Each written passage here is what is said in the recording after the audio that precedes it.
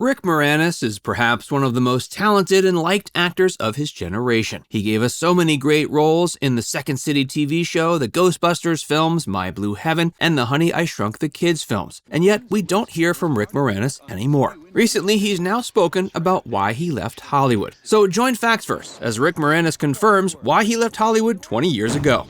Frederick Allen Moranis was born April 18, 1953 in Toronto. While he didn't come from a showbiz background, he had ambitions to entertain from a young age. In the 1970s, he began his career as a radio DJ. He performed under the name Rick Allen and soon found he had a knack for making people laugh. He performed at a variety of radio stations in Toronto, and he and his partner Rob Cowan eventually performed on CBC TV. They performed a spoof of the popular broadcast Hockey Night in Canada, and it became a huge hit. They are often asked to perform the sketch over and over, and often gave live performances of it. He eventually partnered up with fellow performer Ken Finkelman, as the two appeared several times on 90 Minutes Live, also hosted by CBC. These performances made Rick very well known in Canada. These sketches showed his unique comic style and how suited he was for satire and slapstick. As the 70s progressed, he became more respected by his seniors in the industry. The 1980s was the key decade for Rick Moranis. While he had never joined the Second City troupe,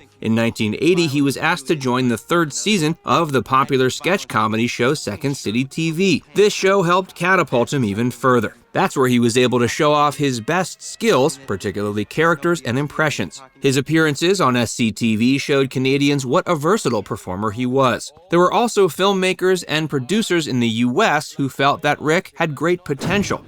Rick Moranis' career. In the 1980s, following his success on SCTV, he made the move to the US and began his career as a Hollywood actor. He had only one feature film behind him, Strange Brew, where he played Bob McKenzie, a character he played in many sketches on SCTV. His first role in an American film was a supporting one in the film Streets of Fire. That same year, 1984, was the year when his first major hit was released. That's when he acted alongside other Hollywood stars, including fellow Canadian Dan Aykroyd, but still managed to hold his own in Ghostbusters. Rick played Louis Tully, and he was a supporting role, but Rick still made one of the most memorable characters in the film. The role was initially offered to another popular comedian and Canadian, John Candy. But Candy didn't quite understand the character, nor did he find it appealing. Director Ivan Reitman then offered the role to Rick Moranis, who embraced the character perfectly. He helped shape it and gave him idiosyncrasies that you see on screen. He even ad-libbed many of the lines in the film. The film was a major hit, and despite being part of an ensemble cast, Rick managed to stand out with his role. He reprised the role in Ghostbusters 2. His other well-known films in the 80s included Little Shop of Horrors, Brewster's Millions, Club Paradise, Spaceballs, and of course, Honey, I Shrunk the Kids. The latter two films are known to be two of his most famous, and Honey, I Shrunk the Kids led to a couple of sequels. His portrayal of Dark Helmet in Spaceballs is probably one of the greatest comic performances in any Mel Brooks film. In the 1990s, Rick Moranis focused more on realistic films with more mature performances, but this didn't mean that we didn't see his comic genius. His performance as FBI agent Barney Coopersmith in My Blue Heaven is highly regarded as one of his best. He continued to work regularly through the 90s and into the 2000s, but since 2003, we haven't really seen much of Rick Moranis.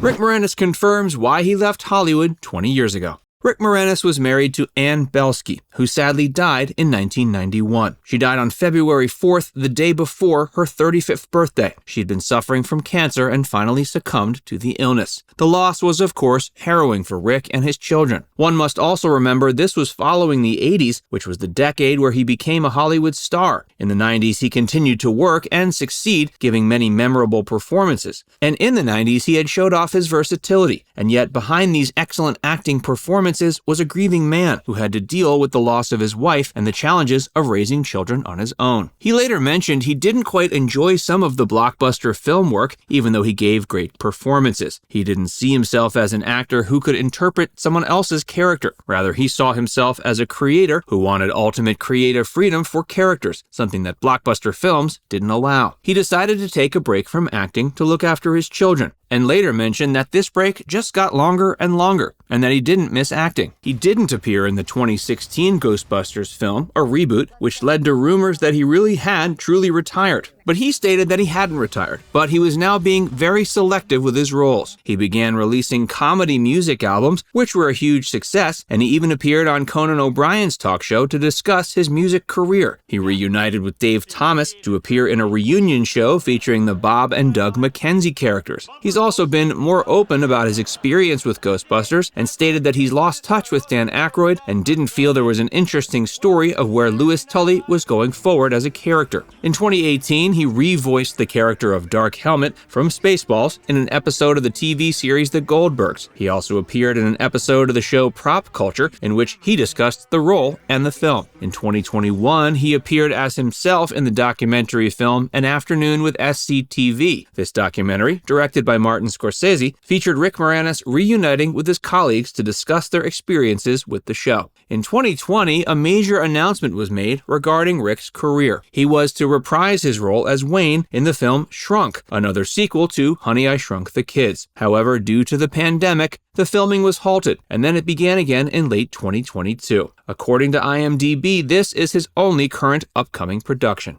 So we now know that Rick Moranis left Hollywood to look after his children, and as time passed, he realized he didn't miss it. He's also now more outspoken about the fact that he got bored with some of his roles and that major blockbusters didn't appeal to him. He may have left Hollywood, but he hasn't retired. He's just looking for better roles.